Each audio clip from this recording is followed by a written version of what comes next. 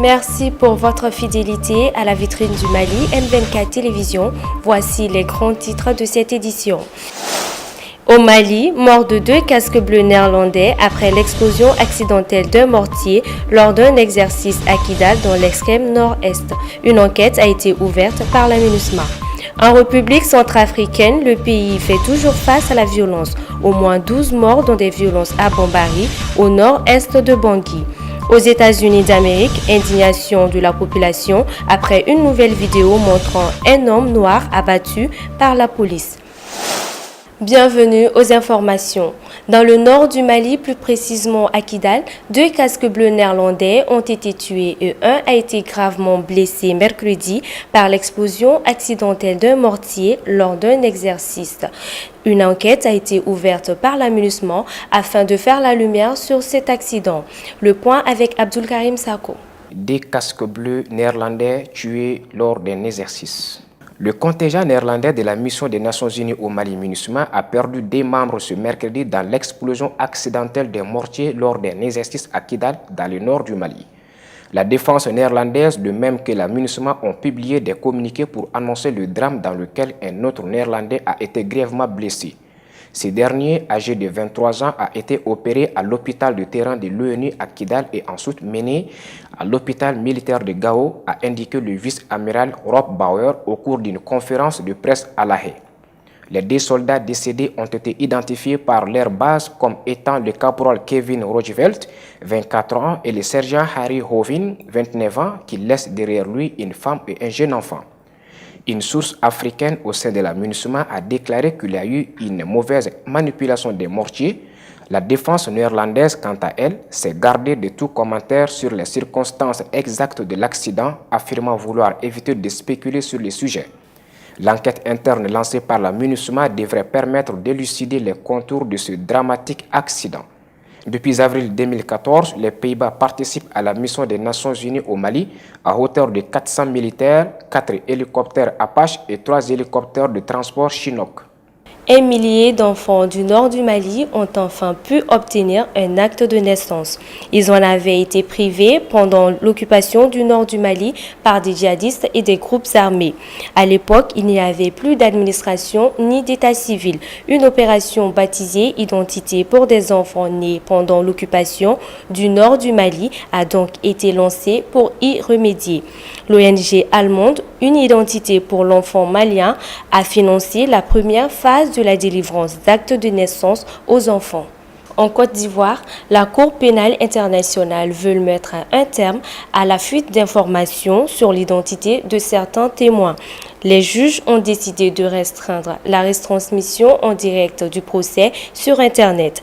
La mesure est entrée en vigueur ce 6 juillet.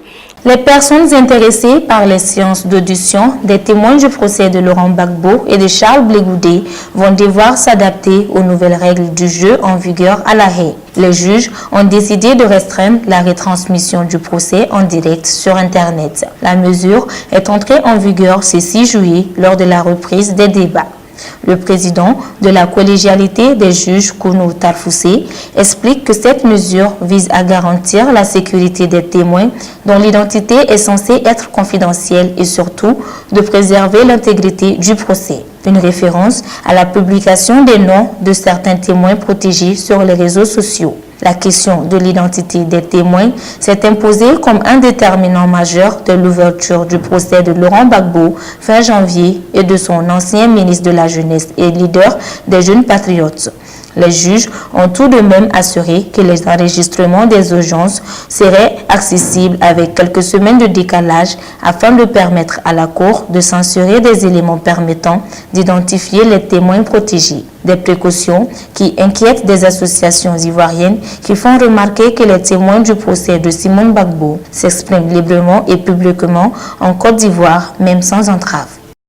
Je vous l'annonçais dans les titres en Centrafrique, des combats entre 2 factions d'un ancien groupe rebelle ont fait au moins 12 morts à Bambari, au nord-est de Bangui. Fadima Kontao. Au moins 12 personnes ont été tuées à Bambari, en République centrafricaine, dans des combats entre 2 factions d'un ancien groupe rebelle. Les combats auraient commencé lundi suite à l'assassinat d'un homme d'affaires local imputé aux membres de l'Union pour la paix en Afrique centrale, un parti formé d'anciens membres de la milice Seleka. Le directeur de l'hôpital de Bambari a déclaré avoir reçu 14 blessés, dont 6 cas graves qui ont été évacués sur Bangui. Le maire de la ville a de son côté dit que 15 à 20 personnes ont été tuées avant que des soldats mauritaniens et burkinabés de la MINUSCA, la mission de l'ONU, ne rétablissent l'ordre.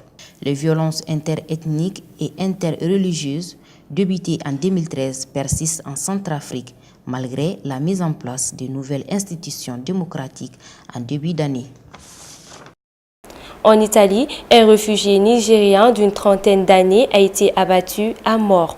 L'homme avait tenté de prendre la défense de sa compagne qui avait été traitée de singe par un supporter ultra d'un club de football.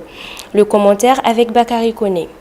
L'homme âgé de 36 ans avait pris la défense de sa compagne que l'agresseur, un supporter ultra du club de football local, avait traité de singe. Il a alors reçu plusieurs coups dans la tête avec le mât d'un panneau de signalisation. Hospitalisé dans un état critique, il n'a jamais repris connaissance. Le couple vivait dans un centre de la Caritas à Fermo, dans les Marches depuis 8 mois. Après une difficile traversée de la Méditerranée, la jeune femme avait perdu son bébé. Une jeune Camerounaise a eu plus de chance. Elle a donné naissance à une petite Manuela pendant la traversée vers l'Europe. La mère et son enfant sont saines et sauves. Elles font partie du millier de migrants secourus mardi lors de diverses opérations de sauvetage et débarqués mercredi soir dans le port de Reggio Calabria. Ils étaient aussi plus d'1 millier à arriver mercredi dans le port de Gusta en Sicile. Un petit groupe de Somaliens partis de Turquie est parvenu à gagner une réserve naturelle silicienne en échappant au contrôle. Les autres ont été secourus la veille lors des 6 opérations de sauvetage menées au large de la Libye. Le Parlement européen a adopté ce mercredi un texte créant un nouveau corps pour protéger les frontières extérieures de l'Union, réunissant Frontex et des gardes frontières nationaux. Une centaine de migrants originaires d'Afrique sont bloqués au Costa Rica. Un camp de fortune a été improvisé à Penas Blanca, au nord du pays. Certains y sont depuis plusieurs mois. Plus de précisions avec Mariam Nafogou.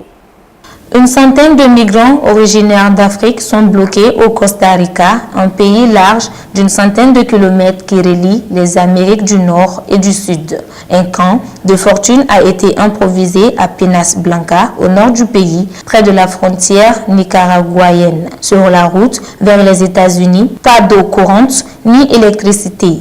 Les conditions sanitaires sont affreuses. La frontière avec le Nicaragua est fermée. Certains migrants attendent depuis plusieurs mois. Ici, on souffre beaucoup. On est arrivé au Costa Rica comme des migrants, mais ils ne nous traitent pas comme des migrants. On n'a nulle part où dormir, on n'a nulle part où vivre et on subit beaucoup de calamités, explique un homme au milieu du bidonville. Comme son voisin, le Costa Rica semble décidé à fermer cette route empruntée chaque année par des milliers de migrants.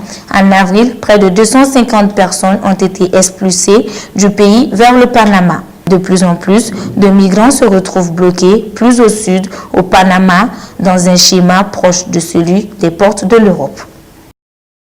Aux États-Unis d'Amérique, Donald Trump a dénoncé la décision de la procureure générale Loretta Lynch de ne pas poursuivre Hillary Clinton. Il accuse la candidate démocrate d'avoir corrompu la procureure générale. Le point avec Fadima Kontao. La procureure générale des États-Unis, Loretta Lynch, a officiellement déclaré qu'Hillary Clinton ne sera pas poursuivie pour avoir utilisé des serveurs et une messagerie d'email privée quand elle dirigeait le département d'État. L'enquête est désormais close, a-t-elle indiqué dans un communiqué. Ces dossiers ultra sensibles étaient susceptibles de faire dérailler la course vers la Maison-Blanche d'Hillary Clinton. Donald Trump a immédiatement dénoncé la décision, y voyant une nouvelle preuve que le système est selon lui vicieux. Il accuse notamment sa rivale d'avoir promis à Loretta Lynch qu'elle la maintiendrait à son poste en cas de victoire en échange d'une telle décision. Le système judiciaire a peut-être aidé Hillary Clinton à échapper aux poursuites criminelles, mais le FBI avait recommandé la veille de ne pas poursuivre Hillary Clinton tout en concluant qu'elle avait fait preuve d'une négligence extrême. C'est le moment qu'a choisi Barack Obama pour rejoindre officiellement sa campagne. Une nouvelle vidéo montrant un noir abattu par la police crée l'indignation aux États-Unis d'Amérique. Plusieurs rassemblements ont été organisés à Bâton Rouge pour demander justice. Abdul Karim Sako. Les Américains indignés par une nouvelle vidéo montrant un homme noir abattu par la police. Le gouverneur de Louisiane, John Bel Edwards, a immédiatement tenté d'éteindre l'incendie. Au regard des informations que j'ai obtenues des forces de l'ordre et bien sûr l'extrait vidéo que j'ai pu observer, je suis très inquiet. Cette vidéo est pour le moins troublante. Je demande dès à présent aux personnalités religieuses, aux élus et aux autres personnalités communautaires ici à Bâton Rouge de travailler avec moi, avec nous tous, a-t-il déclaré. Plusieurs rassemblements ont été organisés à Bâton Rouge pour demander justice. J'appelle quiconque avec assez de courage dans cette ville à aller arrêter ces deux agents. Si le système est le même pour tous, il doit l'être pour eux aussi, a lancé la campagne Dalton Sterling. Les réactions se sont multipliées dans tous les pays pour dénoncer une nouvelle fois le racisme dans la police américaine.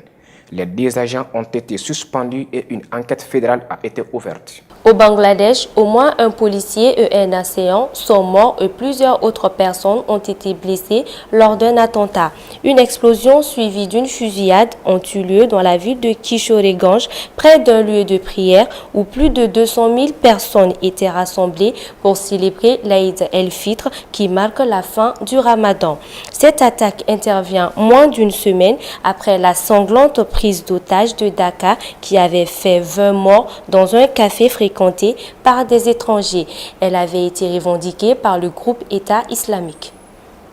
Au Brésil, Dilma Rousseff, l'ancienne présidente du pays, rompt le silence 2 mois après sa mise à l'écart. Dans une lettre envoyée au Sénat, elle affirme n'avoir jamais détourné un seul centime public. Le point avec Bakary Koné. Près de 2 mois après sa mise à l'écart du pouvoir au Brésil, Dilma Rousseff réaffirme son innocence. Je n'ai jamais commis aucun crime de responsabilité. Jamais je n'ai détourné un seul centime public pour mon enrichissement personnel, affirme-t-elle dans une lettre envoyée au Sénat. Une lettre qui a été lue par son avocat, l'ex-ministre de la Justice, Eduardo Cardoso. Je suis jugé car je n'ai pas accepté le chantage. Cette procédure de mise en accusation existe parce que j'ai refusé le harcèlement des maîtres chanteurs. Le plus grand risque auquel fait face le Brésil aujourd'hui est d'être dirigé par un gouvernement qui n'a pas été élu. Un gouvernement qui n'a pas reçu le soutien du peuple ne résoudra pas la crise, car il est lui-même au cœur de cette crise. Dilma Rousseff est accusée d'avoir maquillé les comptes publics pour favoriser sa réélection. Elle se dit victime d'une farce politique et juridique. Le Sénat décidera fin août, probablement après les Jeux Olympiques, si elle doit être officiellement destituée. Page sport de ce journal. Euro 2016, liesse populaire à Lisbonne après la victoire de l'équipe du Portugal face au pays des Galles en demi-finale de l'Euro. Hervé Dépôt pour le commentaire. Les supporters portugais ont explosé de joie à Lisbonne après la victoire de leur équipe nationale face au pays de Galles en demi-finale de l'Euro. Il était 15 000 réunis sur le Terreiro do Paço à vivre 50 minutes d'angoisse avant le premier but de Cristiano Ronaldo. Il était aussi nombreux à avoir fait le déplacement jusqu'à Lyon où vit une importante communauté portugaise. Je pense que c'est super pour le football gallois. C'est génial d'arriver en phase finale. Ça montre que l'on peut jouer à ce niveau, relativise un supporter gallois. Laissez-moi dire qu'il reste encore beaucoup de choses à venir. Les qualifications de la Coupe du Monde, on va être parmi les têtes de série. On a beaucoup à offrir, ajoute un autre. À la fan zone du centre-ville de Lyon, quelques échauffourées ont éclaté entre les supporters des deux équipes avant la fin de la rencontre. Ceci marque la fin de cette édition. Merci de l'avoir suivi. L'information continue bien sûr sur m24tv.net et sur la page Facebook de M24 Télévision. Bonne suite de programmes en notre compagnie.